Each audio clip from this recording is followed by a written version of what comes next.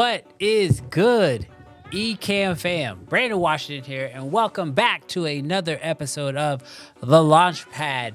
This week, we are back with our good friend, Mr. Doc Rock. Now, if you have been watching the first half of this show, which happens over on the Creative Fam Live channel, you already know who our guest is.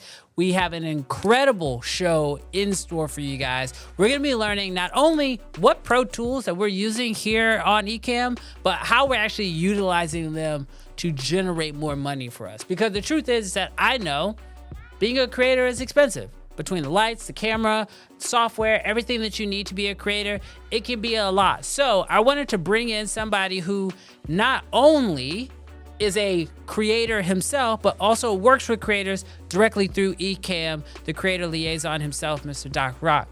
But before I bring him up here, I just got to tell you guys the mindset shift that being around someone like Doc has for you. The Ecamm fam knows Doc Rock pretty well. But when you get a chance to sit down with this man and actually have like a long form conversation with him, what you find is that behind the strong opinions, behind the behind all of the just like hard truth that he gives, it comes from a place of love. It comes from a place of, as a creator, he wants to see each person be a little bit better than they were the day before. And that's the reason why I wanted to have him on this week as a guest. And I'm excited that with that mindset, we can talk about money, because I don't really want to talk about money with somebody who's just money hungry for the sake of being money hungry. I want to talk with somebody who knows how to do this the right way and also how to monetize it, so that way the right people do the right things. But I'm super excited to have him up on the show. Welcome to the stage, Mr. Doc Rock. Is it weird being introduced to on your own channel? Is that weird? Yeah, it is kind of weird. It is kind of weird, but wait. Here's the funniest thing. The fact that your camera went crazy today and you're in dark mode, and the fact that I was making a brand video for LD from Shore, and so I purposely had made my studio dark mode so I can make the mics and the dock pops pop out. It's kind of hilarious because now it's kind of like matchy. Oh, no. So, chat, just to let y'all know, in the last stream, Doc talked about how, I am a professional filmmaker, so I do get hired to make things look pretty for people. That's like what I do. I'm a cinematographer. But the way when you think you're going to do all that for a live stream, and then like 45 minutes before you go live, your whole setup just goes, nah, not today. We're going to try something different. That's what this is. This is all, we got to try something different because the show must go on. And that's the one thing I do like about live streaming is you can set the time, you set the date, and then as long as you got a camera, a decent microphone, you going live and an internet connection, you could go live and you just make it happen. Just make it happen. That's super funny. Somebody asked a question in the chat, do I get mad? Ask Brandon about me in traffic. Oh, Lord. Who asked that question? Who asked that question? Jen Exerview. Does Doc ever get angry? Bro, first off, I would never say this to a typical person, but Doc is different. And Doc already knows this to be true. But there's very few people who I don't ride with. But Doc is one of the craziest drivers I've ever been in a car with. But on top of that, professional driver. Just because you're driving on the clock does not mean you're a professional driver. No, but the way that Doc yells at people when we're driving, I will say there's been a few times where like I also have learned respectfully how to just do one of these. And Doc will know. He'll just like look over and he was like, "Oh, I'm doing a lot." I was like, "You're doing a little bit." So no, Doc's really well, it's cool. Funny because you like my other half, like she get a little car sick, and I'm just like, just roll down the window. We got someplace to be. If you got to be somewhere, I'm gonna get you there. But I was a paramedic, so I've taken those courses where you learn how to do 360s and evasive maneuvers and all of that. And in the Army, I was called the master driver. I can drive every vehicle that the Army owns, including the tank. So I actually know how to drive really good. And I think that's the reason why I hate bad drivers, is because I actually have gone to professional driver's training. You know what it is? I figured it out. You learned how to drive as a first responder. Every person I know, and you know who I know, but every 100%. person I know who learned first responder driving are terrible drivers. I said it here because I'm gonna y'all tell her. y'all drive like y'all drive like y'all are losing y'all's mind all the time. I'm just gonna Yeah, say it. yo, lights and sirens, fam. That's You don't have lights yo. and sirens on your little Kia, Doc. I'm sorry. There's no lights and sirens on that. All right. No, without love. Thank you for being here. Super excited to have you on. Let's start the show off with immediate value. Let's just get right into it. Let's go. So, Let's go. as a creator yourself and somebody who works specifically on brand deals on Ecamm's behalf with other creators, what do you think most creators should be considering from the very beginning when it comes to monetizing their content? What who are you making your content for? I mean, for real, for real. The advice about knowing your customer avatar and all this other shit, it sounds crazy.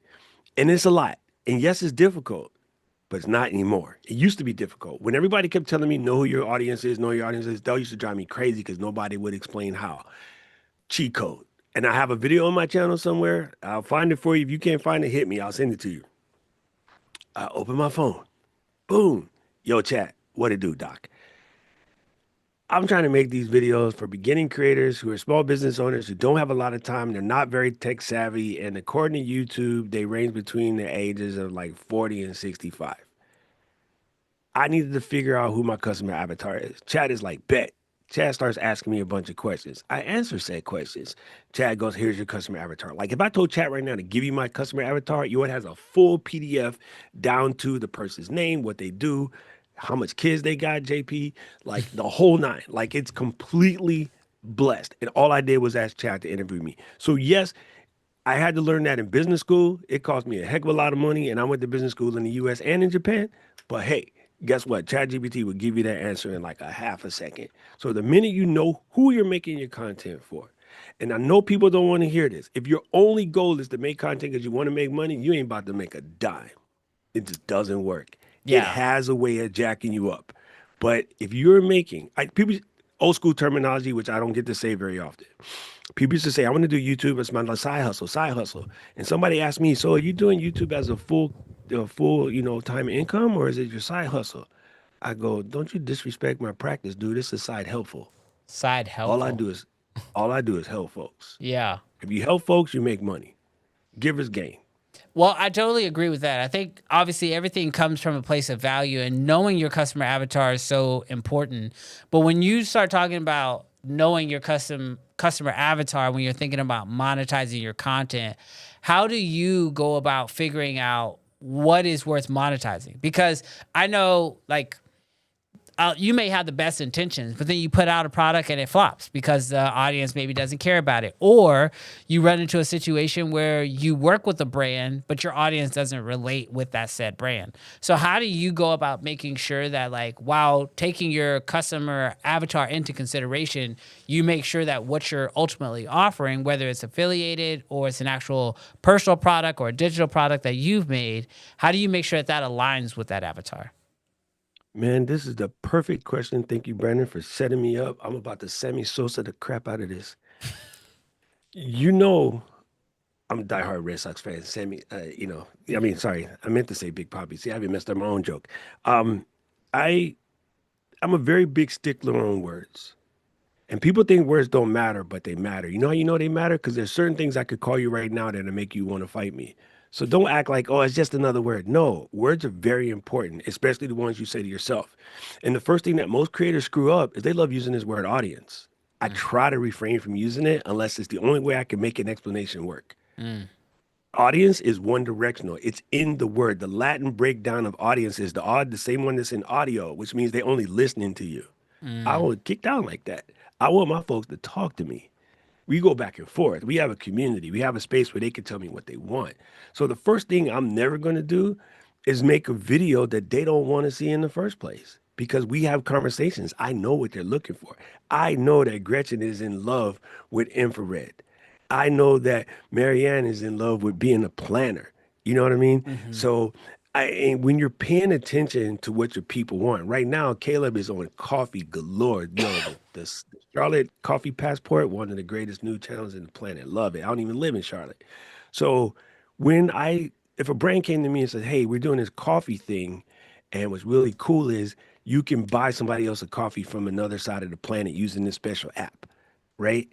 I'll be like, oh, I can make a VAP about that. I'll make a video about that because my people like coffee too, because that's all I talk about. That's all Caleb talks about. We're in. So I think the hardest part is I definitely I got hit up yesterday by Wayfair. They're Mm, like, we want you to make some videos for us. And I'm like, how do I make that work? So I said, how can I make it where it's about building your studio? Sort of what you just did. yeah. Maybe I can make the Wayfair thing work. But if it's just like, yo, check out this end table, they'd be like, what the hell is Doc talking about end tables for? Yeah. You know what I mean? So if I can figure out how to make the Wayfair deal work with building your studio and making it look cute, and Wayfair got just what I need. It's purple too, so we get down. But I'm like, it has to be about a studio, dog. Other than that, I can't make Wayfair content. Yeah, and I Even though they got a check, and I kind of need that check because I got to get 2 Leicas now. yes, you do. You got to get two like us. One for you and one for your boy. Um so I think it's I've never said this publicly, but hearing you say this, I think actually means a lot. This might be a little controversial, but if you can't make if you can't sell something because you don't feel like you know if it'll be worth it to your audience, or if you don't know your audience well enough to know what they want or community, then maybe it's not time to monetize yet. Like No, it's I not. like, Probably not. and that's probably that's one of the reasons why I personally recommend people to start with like, a affiliate deal, because with affiliates, you're not paid up front, which means the chances that you're going to make a video about something where you're not being paid up front for it is pretty low if you don't care about the thing. So if you care enough about it to then make a video while it's still just affiliated, then you know that not only do you care about it, but you're making that video probably because your audience cares about it too. And that's probably a good place to start. Would you agree? Oh, 100%, 100%. And I do want to answer this question because, APC is talking in chat about like, how do I feel about channels that are built for clients versus just wanting to sell to a customer? Those are the best. Like the reality is we make a large portion of the content on the Ecamm channel about the customers who already exist. So Mm-hmm. that is for clients. We are realizing to a certain extent that we need to make more for to attract the new people. But the way we handle that is we bring Brandon because Brandon can do that. You know what I'm saying? So I think people who are in service industries who don't make videos for their clients don't make any sense. Because you look at most of your software companies, their videos are designed for the people who are already using the program. They're talking to tutorials or Q&As, workshops, all of the above. So we just created another channel that's called the Ecamm Fam channel, which allows us to get a little bit more loose with it. So that way, when people come to the Ecamm channel, they're getting the stuff that they need in order to keep using the product. So yeah, I 100% agree with that. And to your question, Brandon, I think it's just very important that again you build your community as soon as possible. I think a lot of people don't do that because they think it seems weird. They think nobody wants to listen to you. Yo, I don't care what you're into. The craziest thing, bro, there's a community for it. That blew my mind as I started to discover more. But I think that one sticks with me heavily because I do travel to Japan a lot. And I feel like in Japan, every person has a hobby. Mm. Some of these hobbies seem a little weird, but yo, they have whole stores with all of their stuff in it. And I think people really are like that. Like everybody technically has a hobby. I think Americans tend to hide their hobbies versus share them. But you could probably build a community of just people who are fans of the Goofy movie. Yeah, well, Legit. Legit. I've seen them. 100%. They have like, if you go to Comic Con, there's like a whole little section subsection just for the Goofy movie. Yeah. All right, I do want to ask this question because it just came through. So Gen X Review says, "Money not even on my mind. Doing this for fun right now." Loaded question. Have you guys seen quote just for fun creators accidentally blow up and start making money? How did they actually capitalize from it? So Those are the ones that blow up first. Real talk. The people who are doing it just for fun are the ones that blow up first Yeah. because they're the most genuine. Hmm. People that are chasing the bag tend to trip over their own shoestrings and make a out of themselves. Yeah, I will say I totally agree with you. I feel like with most social content, it needs to start from a place of you're doing it just for fun, for two reasons. One, you need to decide if you like it, like making content about it. There's a lot of things that, like, for example, like I love camping. Like I love camping. And taking my Bronco out, especially with like the kids and going camping, like that's so much fun. And I've made like 3 or 4 camping videos, but I've never posted them. And it's because I realized that for me, when I had to make those videos, it actually ruined the camping trip itself because it became a production and it wasn't about me disconnecting. Because we can't stop producing. We Yeah, kind of once your brain producer goes mode into kicks in, production huh? mode, you go, right? And so what Yeah, I learned was, while I love camping, I don't love making content about camping. And so I correct. think it's so important to start with just doing it for fun, because not only do you need to figure out if you like doing the thing, but you need to figure out if you like making content about doing the thing. And if that changes the actual like opinion of the thing itself, which, Well, here's how you can make it work though. And I know you may have seen this video when the first this came out, the Go 3S mhm. Insta 360. I like the way D-Man handled it, right? He took it and he was taking him and the kids, they was going out to go play at the beach. He took the oldest one and he put it on her hat, and then he had it on his hat, and they was walking through the trail, and it was doing the thing where it does the little 15 seconds every once in a while, so you can have Okay. a clip throughout the day. Mhm. And so I think if you were to say take the get 3 nanos, right? Send a letter through Terry, get the DJI, and be like, me and the nephews finna to go. You're not, they're not your nephews, but you Yeah. and the nephews finna to go camping this weekend, and you clip one to each, and you talk about like, okay, me and the boys are gonna go out. We're gonna have some father son time. We're gonna get our fishing on, and then maybe their camera's only outward because maybe you don't want them on camera, but it's only gonna be their chest view. But Yeah. they'll get to see you in real view, and then you stitch that together. Yeah, I'm just having some quality time with my boys, but this is camera. You see all the action sports people, and you see all the snores. But you know what? This is a great family travel camera. So what we're doing is we're going to camp. Me and my boys. I'm gonna teach these boys how to fish. And then the funny thing is, yo, Dre gonna catch more fish than you. So now He the ending is like you looking sad because he caught more fish, or building a fire. And so you can still talk about the product and why it works. And like, even I think another good thing to do for the people, because you are catching new creators too. I'm purposely going to do D-Log M, and I'm going to produce it like Brandon the filmmaker. Nah, I ain't But trying to do all that. Not while I'm camping, my dog. sons are going to be normal video, normal footage, and I'm going to show you how quick normal footage works if this is what you're trying to do. You know what I mean? So Yeah. yeah, I think it's a cool There way is a for you to work way. that story in. I think for me though, what I was saying is like, I like I think some things as creators, and this is just my opinion, but I feel like as a creator, I need to always remember how to turn it off, which can be, I think when you do this professionally, especially when you're like a creator for like YouTube or TikTok or any of the social media platforms, because the social media platforms never turn off, you as a creator almost feel like you can never turn off. And the Yes. hardest thing I've had to learn how to do is remind myself that I have to make time to turn off. And so that's for me when I go camping. I go camping, I Yeah. fully turn off. Everybody knows, like, I mean, sometimes I take the boys, sometimes I go with friends, but like when I do go, everybody knows that it's like Brandon's like I'm off. Like if I'm not working, most of the time I'm really bad at responding to text messages and emails, because when I'm off, I'm off. Like I definitely take that time.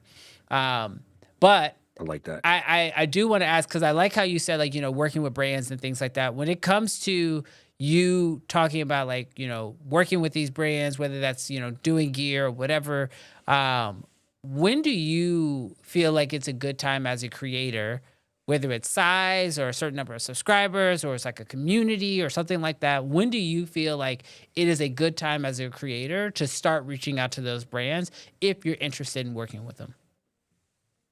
I think the best way to reach out to any brand specifically is to make something that's actually valuable to your audience first, valuable to them second, and you tag them in it. So again, like I mentioned, Balmerino's running a sale, and I just posted on my channel, and I posted on IG, like y'all guys hear me talk about this, like it's the best thing since sliced bread.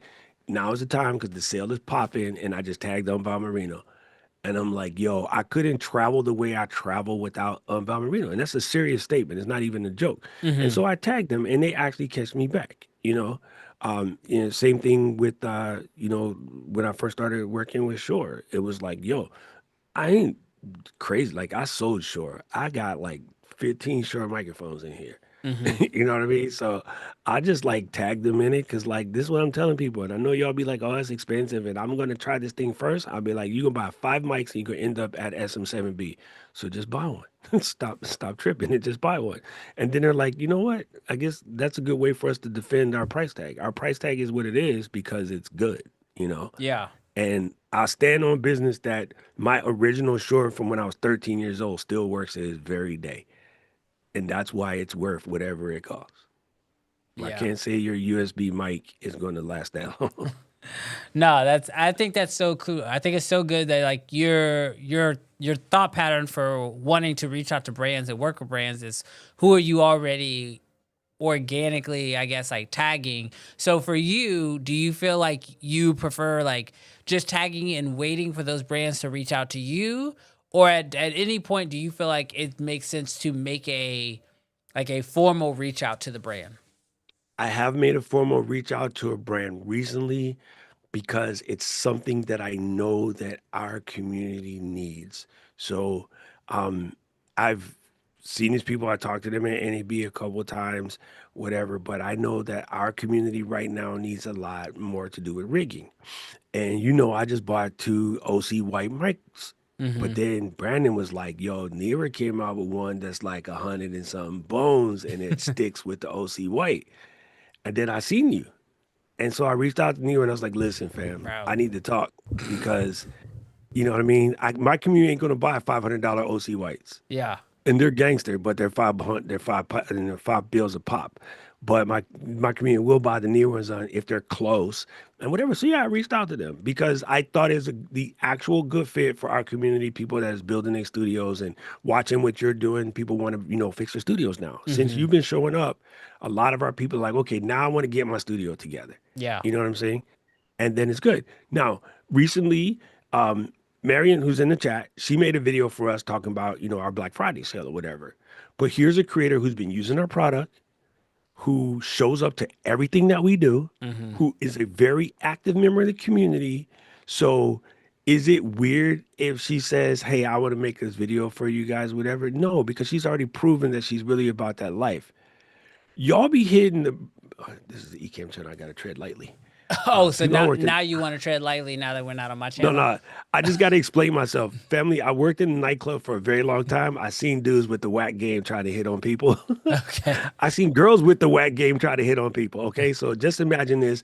You showing up, you're not really that clean, you're not that dressed, you ain't even got your hair done, and you like a 6 trying to talk to a 10, be like, yo, let me take you out to dinner, and your breath smelling like coffee. That's what people be doing. Because they think like, oh, my channel got 3,000 people, let me hit a brand. Yo, Mm. trust me, I get those emails every day. I go to their channel and nothing is clean. Their branding isn't right. Their thumbnails are all over the place.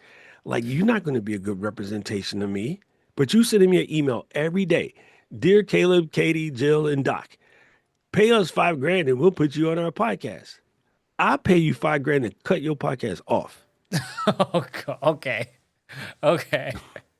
No, I you're wild.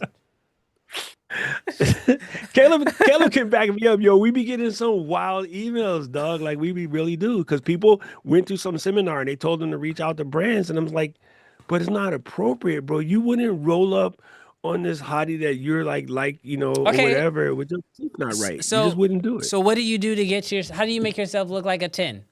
If I'm let's say I don't have let's say I have like 10,000 subscribers. So, not nothing. But I want to roll up right to the brand. How do I do it? I got my first brand deal with 250 subs. Okay, so what did you do to position yourself at 250 subs so that way you didn't look like a 6 rolling up to a 10? I said, okay, listen, here's what I'm doing. I am making this podcast. It's called Nonstop Tech, and I'm going to introduce a whole bunch of people to tech. And the reason why I'm introducing these people to tech is because I'm going to be working with content creators. And content creators need to start this out as a business. So they need to get their LLCs, they need to get their, sole proprietorship, their business insurance, the whole 9 yards, article of incorporation. So I went to my attorney and I said, listen, in order for me to do this podcast, Podbean is going to charge me $250 a year for the plan that I want to use. Pay me $250 and I will start and end every podcast with the law offices of Marcus Landsberg Incorporated and how they can reach out to you in order to get their business structure set up. Okay, so you went to And this lawyer as to be your sponsor for the podcast before you even yes, really even started the podcast. yep. Because I'm But like, I'm going to do this podcast, and I'm going to do 25 episodes at minimum, but this is what we're going to do. And if I don't get, I told him point blank, as if I don't get you your 250 back in the next 6 months, I'll just give you the 250. okay. And he was like, bet. Yo, I made that dude way more than 250 because a lawyer charged 250 just to blow their nose. Uh, You know what I'm saying? I do know what you're saying, unfortunately. 100%, right? So what you do, again, put your money where your mouth is. If you think you bought that life, then come up with 100% money back guarantee, right? And Uncle Ray, who taught me, it was like, yo, you always have 100% money back guarantee. Somebody hit me up not that long ago, and they're like, yo, I got my dock pop and it doesn't really fit my mic and blah, blah, blah, blah. What should I do? I said, okay, here's what I'm gonna do. I'm gonna send you a different one because you probably picked the wrong thing. No problem. I didn't say that. I said, I'm gonna send you a different one and I'm gonna refund you. And they're like, well, what you want me to do with the other one? Nothing. Keep it. They're like, wait, what? So I'm like, yeah, so you ended up with two for free. You could have been lying. I don't even care. Yeah. Because I'm not gonna punish all the rest of y'all because one person's cheating. You know what I'm saying? Yeah. So like I not only did I give the person more, I refunded the order anyway. Because it ain't worth 35 bones to me. My reputation is stronger than $35. So I think that means a lot. I mean, obviously there's a doc pop side of that, but I feel like when you're talking about making sure that you're setting yourself up, one thing that I actually heard in there was that when you positioned yourself to the brand, you also positioned the community that you were building, and why that was 100%. valuable to the lawyer in that situation. And so I think that goes back to the original point that we had talked about was like really knowing your audience is good for knowing like, or your community is good for knowing what you are going to sell to the community and finding solutions that the community actually needs. But then also when it comes to going to the brands, understanding who your community is becomes very valuable because it allows you to speak to like the amount of people you might be having, but then also like exactly who is going to be consuming the quote unquote ad that you're going to be working into your content and why is that actually going to be valuable to those people. So was this all into like a pitch deck? Is that what you sent over? Or was this just a conversation you had? Or do you typically prefer it on the Ecamm side of it being sent over in a pitch deck format or some type of a call? And, I'm not, I prefer to meet the people straight up because I don't like pitch decks because I want to know that they're going to be a good fit. So even today, Katie and I had a meeting and I was like, you know what? I feel better now that I talk to them versus read what they sent. Yeah. Sometimes reading what they sent doesn't have the same thing. Also, I feel like if you're going to take the time to, sit down and talk to Caleb and myself or Jill and myself, like you actually are trying. Yo, your AI could send out 20 emails a day, just like hunting and pecking. Yeah. Also say, who else are you working with? Like, who else have you reached out to? What other brands are you looking with? And I don't normally go around asking for exclusivity because we're not that hard up. We don't see the thing that people think are our competitions. We don't see them as competition. We see them as other software in our space. Our only competition for Ecamm is Ecamm itself. Yeah. And that's the way I run my personal brand, right? My personal brand. The only competition in me is me. I don't see Brandon as my competition. And all these stupid apps, I won't say stupid, they're good apps. But these apps that I used to use, for my YouTube channel, the blue one and the red one and a couple others, they be like, oh, this person is your competitor. I'm like, that person is my best friend. Like, what do you mean this is my competitor? Yeah. but that's just how they think, which is why I kind of trip out that everybody wants to put something versus something. And I'm like, why can't these things stand alone? And I haven't done one in a hot minute. I probably will. I try to say never, but I won't say never. I don't do versus things. You won't see Osmo Nano versus the Go 3S on my channel. I don't do versus videos. I think they're useless. Okay. I just do. You don't have to agree with me. I just Yeah. think that they're useless. I think each product deserves to stand on its own because I didn't like it when my mom would be like, well, you versus your sister or you versus your cousin. Yeah, I mean, I get it. I think like I know for me recently, I was watching a video because I was trying to decide between two different drones, and I needed to kind of see like what was the difference between them and what was I paying for. So it was kind Right. of like the drone versus the drone, but it was like the 4 versus the 5.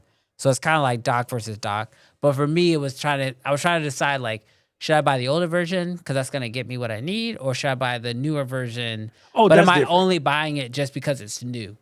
You know what I Yeah, mean? no, that's different. So Osmo Action 5 versus Osmo 6, like I watch those. Those are different. That's the same brand. But I'm like, the Osmo versus the Instant 360, like, nah.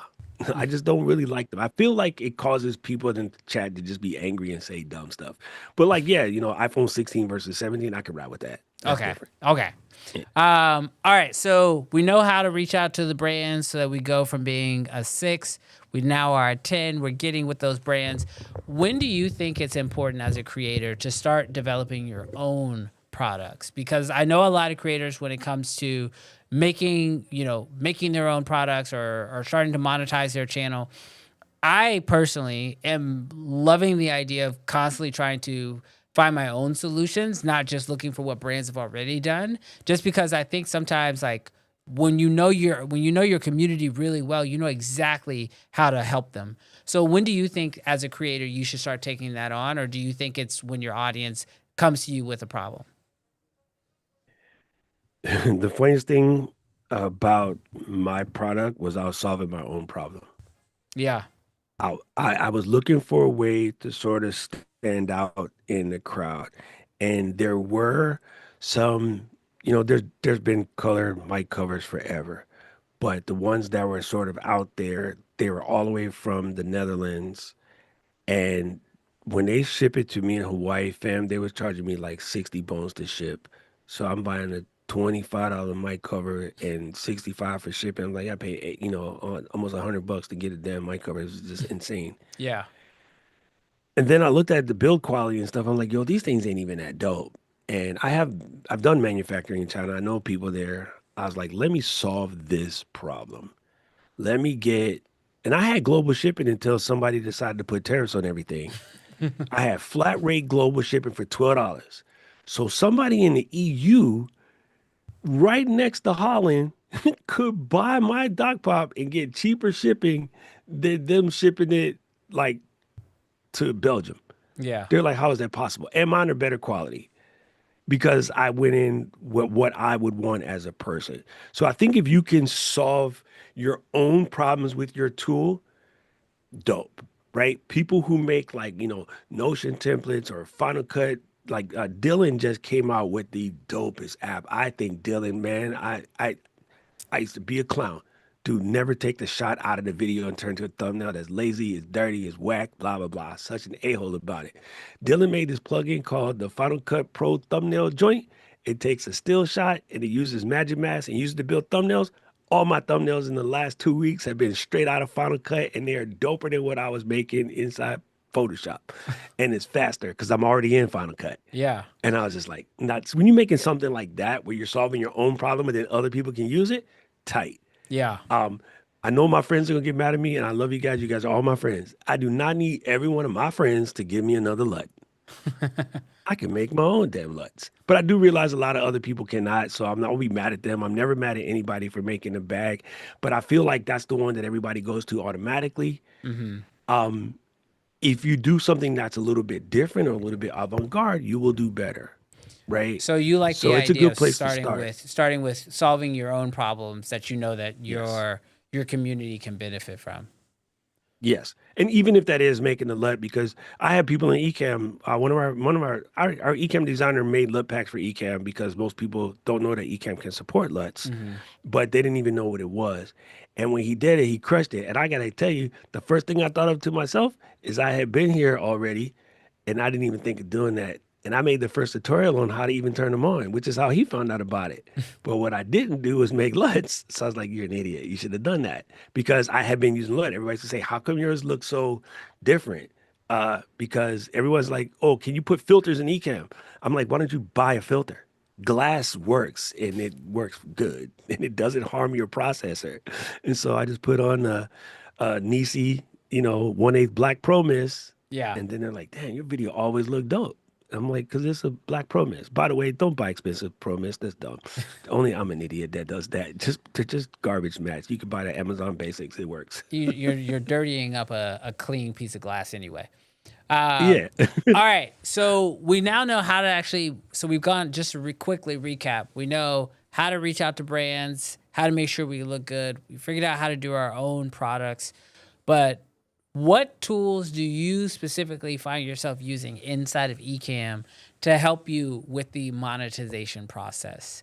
I know a few that My I use that have helped yeah. me, but I'd love to hear how you're using Ecamm to help you in any regards, whether that's brand deals or affiliates or like, is there anything, any tools that you use inside of Ecamm that allow you to be able to monetize easier through your live streams or through the videos that you create inside of Ecamm? The number one thing is two camera shot, one in the front and one pointing straight down. So today, even though there's 1,000 unboxing videos for this Nano, my overhead will be on when I open it. Okay. You know what I mean? And I'll do that stuff like right away. The other thing is, okay, say I'm working with, even for Dylan, like I bought his thumbnail thing and I'm not even an affiliate, but I was like, yo, this thing is so dope and everybody needs to get it. So I went instantly, I opened up Ecamm, I opened up Final Cut. I was like, y'all want to see how fast I can make a thumbnail? And yes, I'm the idiot who said don't take shots right out of the video, but let me show you how easy this is. And I literally made a video that exact minute about how cool it was. I posted it on the channel. That video get like 1,000 views in a day. And then Dylan was like, "Yo, man, these people are all coming from your video to buy this plugin." I'm like, "Bet next time you come to Hawaii, you pay for dinner because I paid the last time." It's just a thing. Like I feel like I'm helping out a friend, but the ability to make it that quick without overthinking it, without doing a bunch of weird stuff, that's the money shot, bro. So like literally two angles, ISO video, I mean ISO support, and then the fact that I can easily crop that into a vertical and get it out as well. I think those are the kind of tools that I'm using, the screen share and the two angles. Yeah, I think that's the being able to create educational content so quick through Ecamm. It's actually something I've been doing this week. I've been playing around with a couple different AI tools, especially for my real estate videos. And one thing that I've been doing is while I'm sitting here editing, I'll just turn on the camera, turn on Ecamm, and just record myself actually doing the edit in real time because Ecamm makes it so easy to just pump out a video and I can do the screen recording so it can see what I'm doing inside of Final Cut. It can see what I'm doing inside of my AI tools. And now I have like tutorials that I've basically created by doing it in real time while I'm editing. And I just have those videos ready to upload to like the Creative Fam Academy or something like that. Um, Yeah. I'll tell you another one that has helped me out a lot. And we've actually done this with Ecamm and we've done this with a few. Our show Uncensored is not the most sponsorable show. But when we have had Not at sponsors, all. but when we have had sponsors in the past, one thing that we did that was super helpful was because when you're live streaming, it can be hard to work an ad in because you never know where the audience is going to take the show, and it's just like hard to do the ad read midway. So we'll actually pre-record, and then so when we're live, we can actually just have a scene dedicated to the ad, where we can just click a button, let the ad play in the middle of the live stream, and then continue to move forward. And I find that that's actually really nice because it allows me to, one, feel confident that all of the talking points that the brand is looking for will be hit and they approve it beforehand. And then when you're in the middle of the show, you just have to find time to, press a button and you can let that work in, run your ad, and you can kind of keep moving. That's one of the pro 100%. tools that I've been using a lot. I think another one that I've been talking about a lot lately with our community is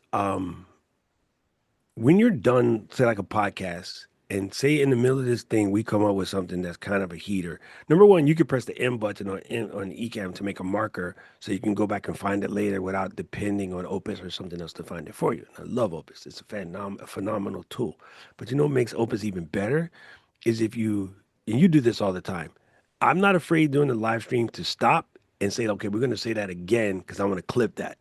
Yeah. I'll do. A lot of people won't do that because they think that like the audience is expecting some kind of. It's a live show, dude. They're not expecting it to be flawless. And so, if you know that like Brandon just dropped a absolute firebomb, and everybody needs to hear this, back that up, make them say it again, and set that up as a clip, right? Yeah. And that way you can go back and get exactly that. Then all you got to do is feed it to Opus to put the captions. But in a real way, I think Tyree said this the other day. I've been posting all my joints recently with no captions. They work just as well. I was lied to that you need to put captions to make them fire, but I just post as many as I can. My goal is to try to get out 5 or 10 a day now.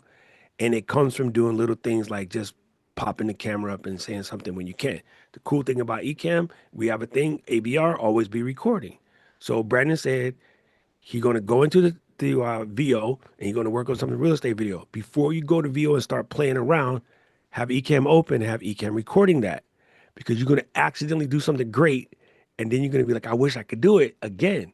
And with AI, the second result is never the same as the first. Yeah. So you should just record it at always and you'll throw it away if it was dumb. But if something good comes out of it, you got so much practical content that you can run with that one thing.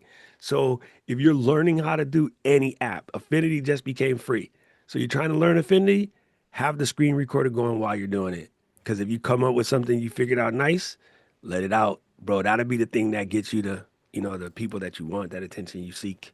Yeah, I that's one of the things that I'm definitely planning on doing more is like like you mentioned before, like you can always overly think and like try to polish it and make everything perfect, but like now it's just like, okay, I'm doing something that I personally think is cool. Let me go ahead and just be recording while I do it because a lot of times like a polished edit isn't what people are looking for. What they're looking for is the information.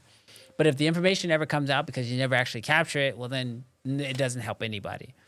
Yep. And so that's one thing I want to definitely be working towards. Another one is I'm just going to try to live stream more next year. I got a couple of ideas, but we'll see. I will say one crazy thing that I didn't know that Ecamm could do until like just recently is when you're done recording, and the button's always been there. I just never paid attention to it. But You know like, what you're going to say? well, what do you think I'm gonna say? The Opus button? Dude, it's right there, and I totally forget about it all the time. I always forget about it, but if you Yeah, click so more there's this options, guy that works at Ecamm. I think he's the strategic director of strategic partnerships who kind of made that happen. So you just pissing me off. bro, it just needs to be like there needs to be like a where you can change those buttons because it's after the more options or Yeah, whatever. yeah, yeah. But We like, did that not to scare muggles into, okay, honestly, we did that not to scare muggles into thinking that they needed to buy another subscription. But the people who already have Opus, they know, it's there. It's really helpful. But I think one of the things we always want to do is make the app not look so scary for, muggles that are just sort of starting out. And yeah, if it was up to me, it would have been front and center. But I totally understand the methodology. And now that you know Ken and Glenn too, you'll understand why they hit it, right? I mean, I But get it. I yeah, just always forget that it's there, and I almost wish that like you could customize your end screen because the buttons that I actually use the most are the send to Opus or the trash can. Like I just delete a recording. Like I'll I record some stuff deleted. and be Yep, like, yeah, that was trash. End, delete, send that to trash. Let's do delete. that again. I do that. I wasn't doing that for a minute. And then I realized when I was doing a 365 that I would start a video and then lose the hook. And so rather than just like making the long recording, I'm trying to make my editing as tight as possible. And you and I talked about this, like using Ecamm to help save your edit. And so I just basically hit the little delete button and just go for broke, start again. Yeah. I do the same Another thing. thing If my intro isn't hitting, just end it. Try like I'm like, man, I've been doing this intro for 15 because that minutes. flow messes up the rest of the video, Hmm. right? If you get your intro wrong when you're doing it, the intro is kind of like that first set of bars. When you hit that first bar and then you stop and then I used to battle all the time, right? On your first 16, if you can make the crowd go, ooh, you got that person by the throat. Now I'm going in. Yeah. Now I'm gonna go in and I'm gonna start hitting the double up or speed rhyme or oftentimes I would switch to ragamuffin or I would switch to Spanish, which just really would jack people up. And like it's like, yo, I got my foot in your neck now because you can't do any of this, right? And so to me, it's kind of like that. If you can't get that first hot 16 out, stop and do it again. Yeah. Just start over. After that, after that, if I have to press that button 3 times, I'm letting it be whatever it is because I don't want to overthink it. And so that's my rule. If on the third delete, like if I press go one more time and it's not fire, I walk away and come back, or I'm just going to take it as what it is because I don't want to get really jacked up. But I do like the idea of a custom end screen. And since it's Black Friday time, and we're talking affiliates for people too that's trying to make a little loot on the end. One of the things that really helped me win that affiliate contest is I was always when I'm building all of my stuff, I was building my live stream, I was building shows for other people or whatever, I would always go live while I built it. Mm. And I would just do it no matter what. So while you're building up this, launch pad for next week, whomever the guest may be, just build it live. Let people see what you go into, right? You can always take it down, Yeah. but in the meantime, you're helping so many people, and people were like, "I didn't know Ecamm could do this, or I didn't know they could do that," and then they would go. And so Mark was like, "What screen recorder tool?" Ecamm is a screen recorder, dog. I was Yeah. like, "It's legit. It's a screen recorder." So I record everything in Ecamm.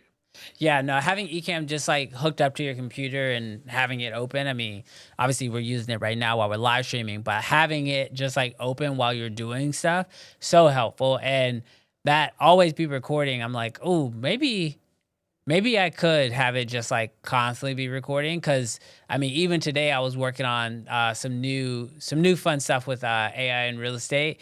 And like I did it all. And then when I was done, I was like, oh, I should have recorded one of those because that would have Yep. been easy to put out there. Uh, I've gotten good outputs from chatter chat, and then I go back to do it again, and it's a good output, but the first one was so gangster. And I'm like, I should have screen recorded that because it was really good. So yesterday, I was trying to figure out a way to get notes in the Notion, and I use Whisperflow now. Whisperflow and me are best friends mhm. because I can't type, right? And so I want to do Whisperflow straight in the Notion. But then I was like, well, sometimes you know how it is. We start talking bubbles. So I needed to be tighter for my journal. Yeah. So I said it's going to go from Whisperflow to Claude. Claude's going to clean it up and drop it in Notion as my journal, but it will auto tag for me so I don't have to put the tags. And I Okay. figured it out and I made that video yesterday. And the first one was better than the second one, but the second one is what you see on YouTube. Yeah. And I was like, you dummy, you absolute dummy. You should have recorded it when you were doing it because AI will bless you sometimes. You'd be like, oh, y'all, look what I did. Look what I did. Ain't nobody see it. Yeah. It's like I hit the hole in one once. There was 3 people on the golf course. I've never hit a hole in one since. Yeah. Sometimes I do wish I was just like, there's been multiple times probably doing something. I'm like, I should have been recording that. Or a lot of times I'm like, man, I should have did that live. Cause then it's like, Yep. cause I don't know what it is. Live streaming to me is like, it's like the ultimate cheat code. It ain't gotta be perfect. It's just done. Yo, And in it's that done in video real that you time. made, fam, man, I'm gonna get the clip since I in my channel I can post links. I gotta show y'all what Brandon did with AI. If it still comes up on his Instagram, it was so crazy. And the fact that the client was just like dripped after that, family, that's beautiful. That was, Bro, the and clients I are wanted to, I wanted to wake you up and be like, Brandon, this is off the hook. I'm like, oh, he's still asleep. nah, no, the clients are absolutely loving it. And yeah, I think that's it. I think I'm gonna I think that's what's gonna be. Next year I'm just gonna go live more. I'm gonna obviously, I've been setting up this studio as y'all can see now for a little bit. Specifically for the ability to live stream like in the other office. Like that office is always ready to go. This setup here took a little bit, but we got it. But I guess, well, let's go ahead and hop into our final little segment. I want to get a lot of information from you pretty quickly because we're running out of time here, and I think there's still a little bit more value that you can offer. So let's go ahead and hop into warp speed and see how much value we can get in just a few minutes.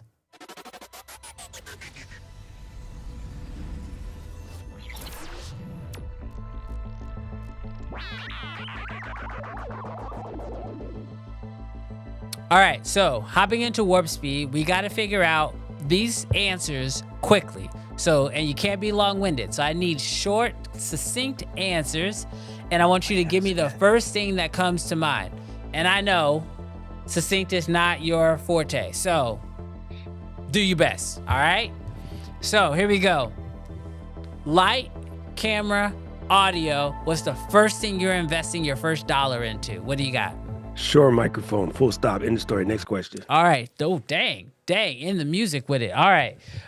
Now, outside of camera work, outside of actually like learning the camera itself, what is an adjacent hobby you think somebody should learn in order to help themselves as a creator? To give you a couple of examples, if it's Don't need examples. Oh, go for it.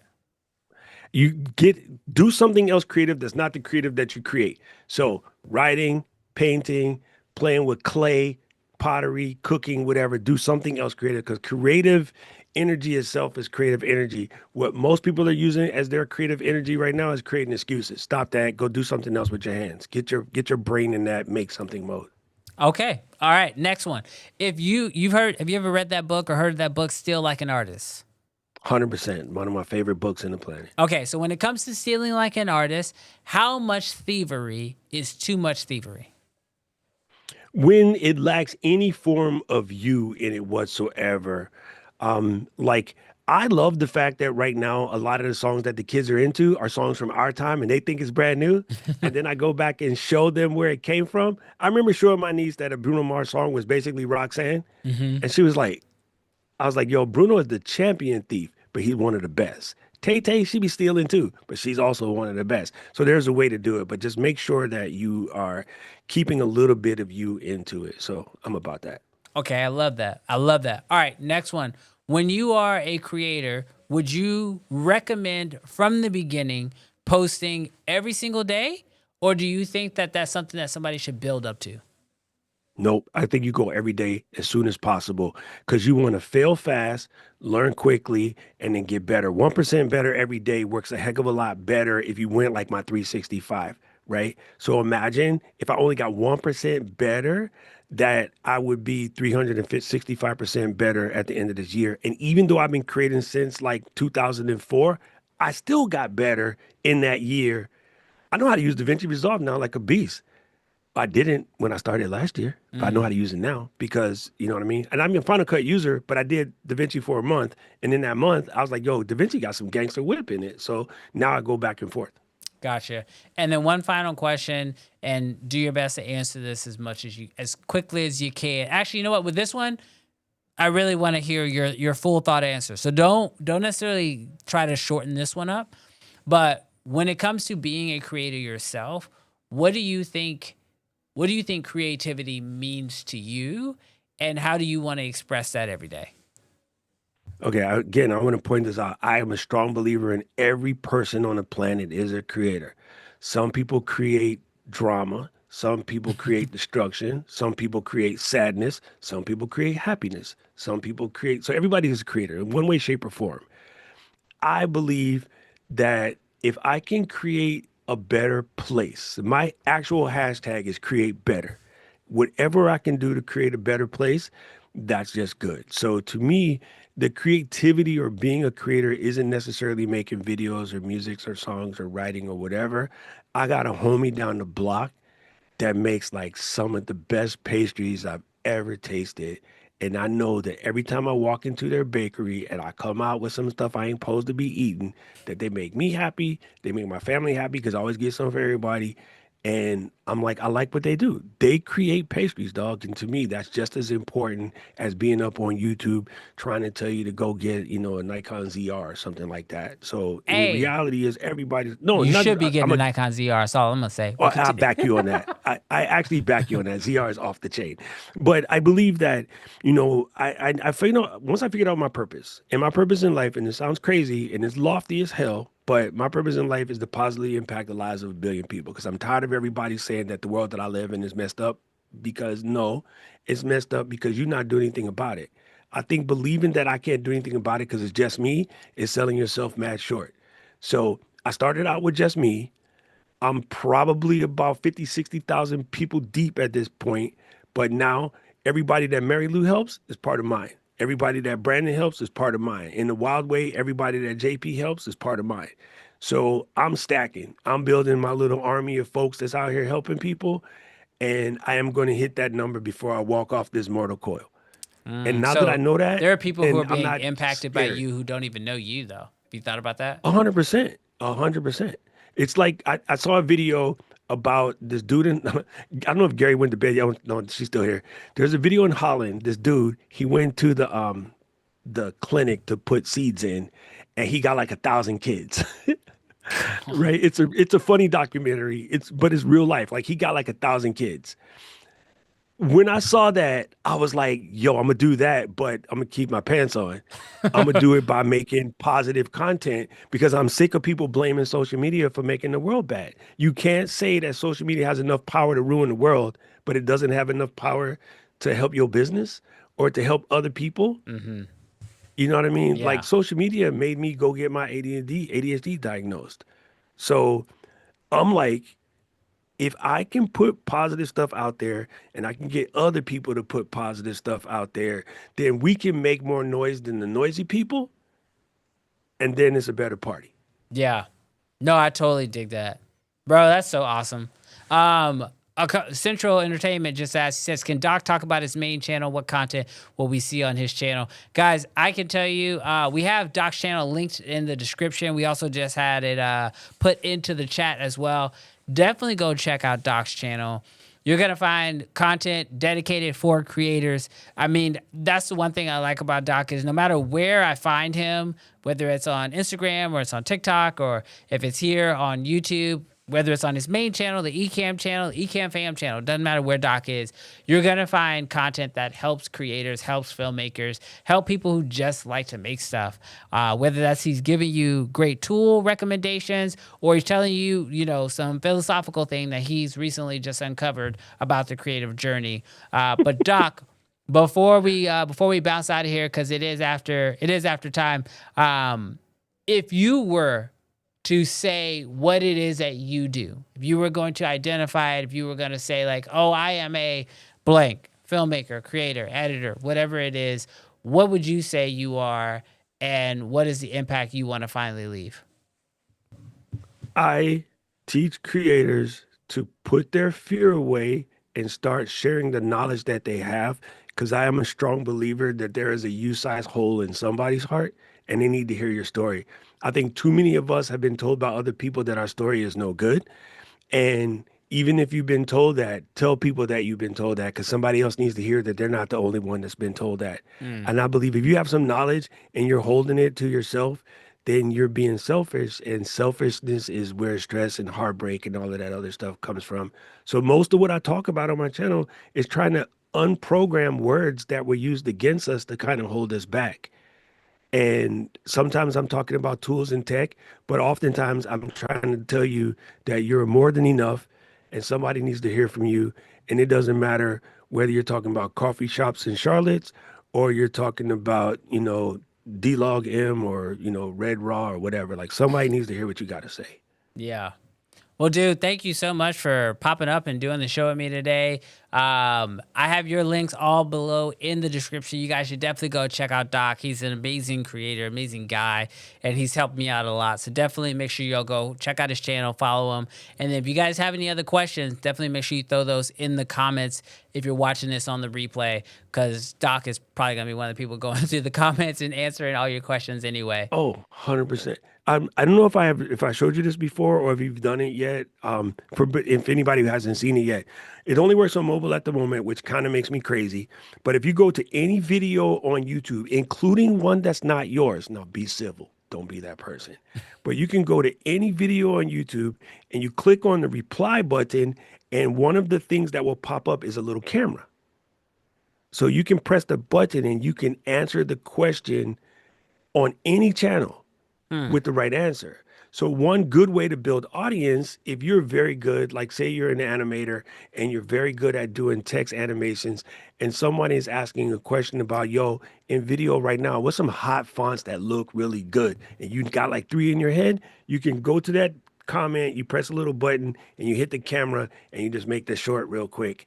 So you can make 10 shorts a day just answering questions on other people's thing, or even say, hey, you know what? I have the exact same problem. I'm looking if anybody has an answer. Can you tell me what do you think is the best thing? What is the best SSD to get right now for an iPhone? I've been looking, Cam or Terry or somebody just made a video about SSDs. You can reply to a comment with a video. And that's how you get your content done real quick. I didn't know you could do that on other people's channels. I knew you could do that on your own channel, but I didn't know you could do that on other people's channels. That's the unlock. And it tags that person. So if you're trying to get a collab with them, you start helping their audience. If you're trying to get a collab with the brand and somebody says, hey, does the newer mic arm support a pod mic? The new pod mic's heavier than the old pod mic. If you see that, you go, bang, look, here's my newer, here's the pod mic. Look, it's just as strong. I won't mention the other brand that costs 5X, but this is literally the best thing I purchased in the last 6 months. Yeah. The brand's going to be like, somebody call Brandon. Who's this dude? No, that's actually a really good idea. I never thought about that. Go into the brand's content and start helping answer some of their questions and making content directly linked, and they're going to see you, and you're obviously going to stand out. That's how you look like a 10 instead of walking up looking like a 6. Doc Rock. Hey, creeping up with the hot breath. Bro, thank you so much for hopping on and doing the show. It's been a great time. Guys, make sure you come back next week, but before we bounce out, I just want to say thank you, Doc. I appreciate you, and I'm probably going to see you next week. For sure. I'll see you Friday on Uncensored. This is going to be my birthday episode. Turn up. Oh, listen, I'll be up at like 5:30 because of y'all, so listen. Hey, we'll make it worth it, I promise. All right, later, bro. Let's. All right. Another great week of the Launchpad. Ecamm fam, thank y'all so much for tuning in and hanging out with me tonight. Hopefully y'all learned a little something. I know there's a lot of creators who watch this show, who rock with us every single week. And every week I want to keep trying to bring you guys value and keep bringing you game every single week. So if there's anything that you want us to cover in future episodes, make sure you put those down below in the comments section. It has been real. Thank you guys so much for rocking with me this week. And I will see you guys next week for another episode of The Launchpad. All stations, this is launch control. Crew is locked and ready. Stand by for terminal count. T-minus 10, 9, 8, 7, 6, 5, 4, 3, 2, 1. Ignition confirmed.